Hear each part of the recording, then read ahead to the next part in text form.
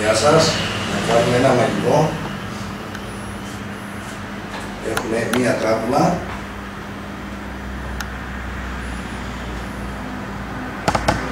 Με μία μπορούμε να την αναπτύσσουμε.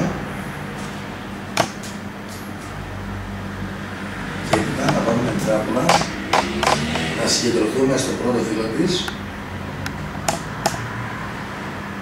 και να αρχίσουμε να το κουμαντάρουμε όπου θέλουμε εμείς.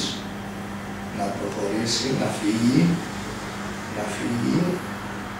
από την τράπουλα, να φύγει από την τράπουλα,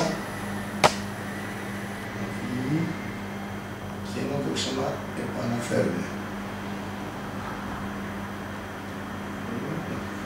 Και να έρθει και έπειτα θα δώσουμε το φύλλο για έλεγχο.